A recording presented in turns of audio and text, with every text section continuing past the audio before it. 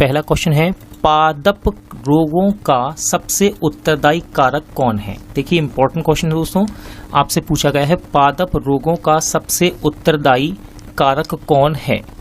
तो इसका सही आंसर हो जाएगा ऑप्शन ए यानी कि फफूंदी। ठीक है, ध्यान रखिएगा, पादप रोगों का सबसे उत्तरदायी कारक कौन होता है, फफूंदी। अगला क्वेश्चन देखते हैं, पौधों को रोग प्रतिरोधी बनाया जाता है।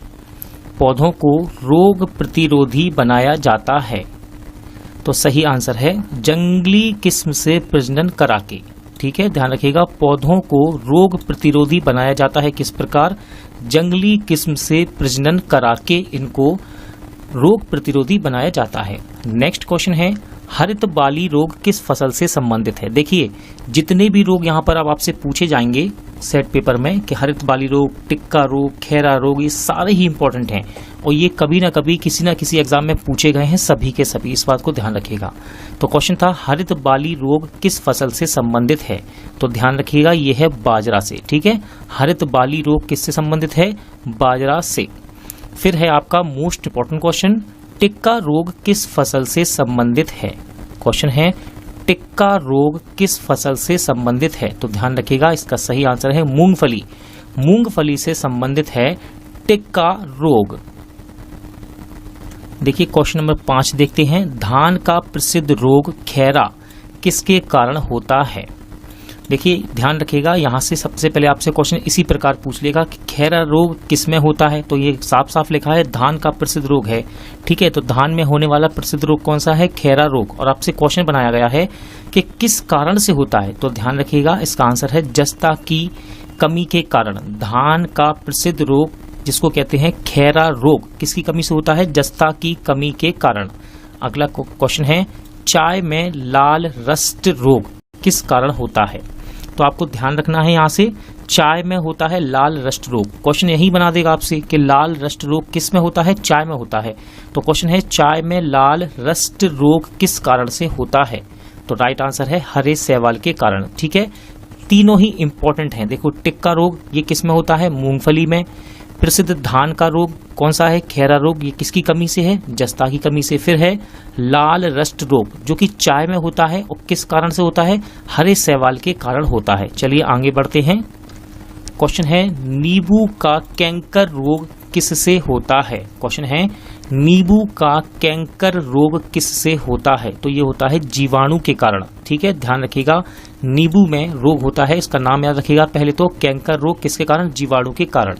अगला क्वेश्चन है, फसलों पर आक्रमण करने की कीट की प्रायः कौन सी अवस्था अधिक हानि पहुंचाती है। क्वेश्चन है, फसलों पर आक्रमण करने की कीट की प्रायः कौन सी अवस्था अधिक हानि पहुंचाती है, तो इसका सही आंसर है कैटरपिलर। ठीक है, ध्यान रखिएगा, फसलों पर आक्रमण करने की कीट की कौन सी अवस्था है जो अधिक हानि पहुंचाती है, कैटरपिलर। इसके बाद है मिली बग किस फसल से संबंधित है, तो ध्यान रखिएगा इसका आंसर आप लगाइए। जिससे देखिए अब मैं आपको समय दे रहा हूं हर क्वेश्चन में से आप आंसर लगाएं और आपको आंसर याद हो जाए। तो देखिए क्वेश्चन नंबर 9 का आंसर है सरसों। मिली बग किस फसल से संबंधित है, सरसों से। अगला क्वेश्चन है, गेहूं से संबंधित रस्ट रोग। देखिए इससे पहले रस्ट रोग हमने देखा था लाल रस्ट रोग जो कि चाय में होता है। अब हो रहा है, बात कर रहा है गेहूं की। गेहूं से संबंधित रस्ट रोग पर कार्य करने वाले वैज्ञानिक हैं। गेहूं से संबंधित रस्ट रोग पर कार्य करने वाले वैज्ञानिक हैं, तो इनका नाम है के.सी. मेहता। ठीक है, ध्यान रखिएगा, के.सी. मेहता ऐसे वैज्ञानिक हैं जो कि गेहूं से संबंधित रस्ट रोग पर कार्य करते हैं।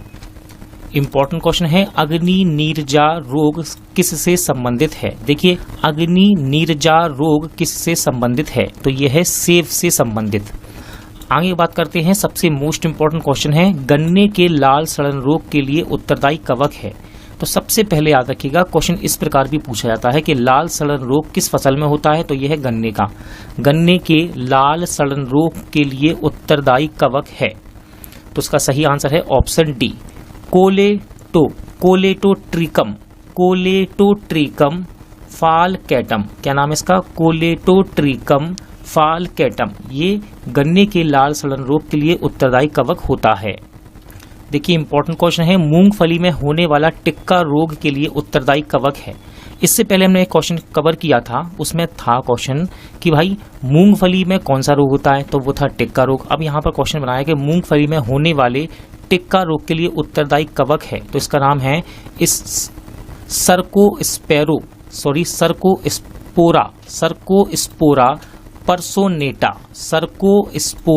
पर्सोनेटा मूंगफली में होने वाले टिक्का रोग के लिए उत्तरदायी कवक है। अगला क्वेश्चन है, निम्नलिखित में से किस कवक के कारण बाजरे में ग्रीन ईयर रोग होता है। क्वेश्चन है, निम्नलिखित में से किस कवक के कारण बाजरे में ग्रीन ईयर रोग होता है। तो सही आंसर इसका ऑप्शन ए स्क्लेरोस्पोरा ग्रेमिकोला। ठीक है, ये कवक है जो कि कारण बनता है बाजरे में ग्रीन ईयर रोग का। अगला क्वेश्चन है, आलू में होने वाले उत्तर प्रभावी अंगमारी रोग के लिए उत्तरदायी कवक है। तो सबसे पहले याद रखिएगा, आलू में कौन सा रोग होता है, अंगमारी रोग। ठीक है, और इसके लिए उत्तरदायी कवक कौन सा है, तो आपको इसका आंसर लगाना है। तो इसका सही आंसर है फाइटोपथेरा इन्फेस्टेंस। ठीक है, फाइटोपथेरा इन्फेस्टेंस। ठीक है, आलू में होने वाले अंगमारी रोग के लिए उत्तरदायी कवक होता है ये। क्वेश्चन नंबर 16 देखते हैं, सिट्रस कैंकर है। क्वेश्चन है, सिट्रस कैंकर है। अभी हमने कैंकर शब्द पढ़ा है, ये नींबू का कैंकर रोग, ठीक है ना, पढ़ा था हमने नींबू का कैंकर रोग। अब पूछा गया है सिट्रस कैंकर है, तो ये है नींबू का एक रोग। ठीक है, नींबू का एक रोग है सिट्रस कैंकर। इससे पहले हमने क्वेश्चन पढ़ा था कि नींबू का कैंकर रोग किससे होता है, तो ध्यान रखिएगा ये होता है जीवाणु के कारण। अगला क्वेश्चन है, निम्नलिखित में से कौन कवक जनित पादप रोग नहीं है। निम्नलिखित में से कौन कवक जनित पादप रोग नहीं है, तो इसका सही आंसर हो जाएगा तंबाकू का मोजैक रोग। अब ध्यान रखिएगा, ये कवक जनित पादप रोग नहीं है, कौन सा, तंबाकू का मोजैक रोग। अब आपसे क्वेश्चन यहाँ से इस प्रकार भी बन सकता है कि तंबाकू में कौन सा रोग होता है भाई, तो ध्यान रखिएगा तंबाकू का मोजैक रोग का नाम ध्यान रखिएगा। रिंग रोग के नाम से जाना जाता है। क्वेश्चन है, रिंग रोग के नाम से जाना जाता है, तो ध्यान रखिएगा सैथिल रोग इसको रिंग रोग के नाम से जाना जाता है। अगला क्वेश्चन है, आलू में ब्लैक हार्ट का कारक कौन है।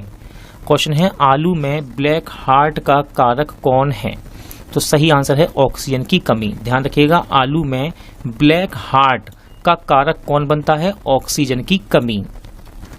देखिए बहुत ही अच्छा क्वेश्चन है यहाँ आपको पहली सूची में दिए हैं पादप रोग, दूसरी सूची में दिए हैं इनके कारक। ठीक है, इन चारों को आप पढ़िए, वीडियो को रोकिए और इसका आंसर लगाने की कोशिश कीजिए। यदि आपने 2 भी आंसर सही लगा दिए तो इस प्रकार के क्वेश्चन आप एग्जाम में बना सकते हैं, इस बात को ध्यान रखिएगा।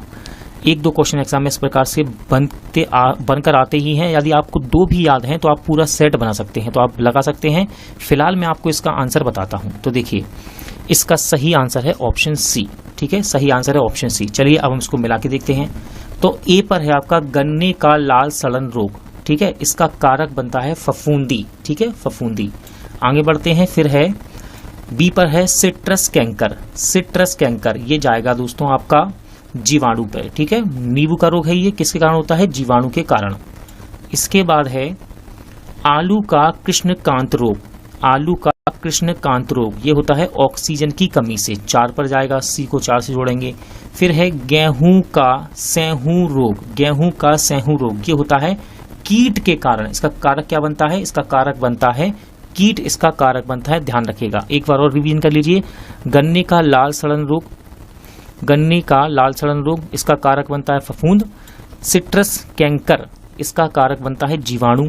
ठीक है, फिर है आपका आलू का कृष्णकांत रोग, इसका कारक बनता है ऑक्सीजन की कमी। इसके बाद है गेहूं का सेहूं रोग, इसका कारक बनता है कीट। दोस्तों आज का वीडियो यहीं एंड होता है। उम्मीद करता हूं आपको सभी क्वेश्चन अच्छे लगे होंगे, समझ आए होंगे, और इस टॉपिक में जितने भी क्वेश्चन थे सभी मोस्ट इंपॉर्टेंट थे जो कि परीक्षा में पूछ लिए जाते हैं। ठीक है, तो यदि आपको ये वीडियो अच्छा लगा हो, हेल्पफुल लगा हो, तो प्लीज वीडियो को लाइक और शेयर जरूर कीजिएगा। तो चलिए मिलते हैं नेक्स्ट वीडियो के साथ।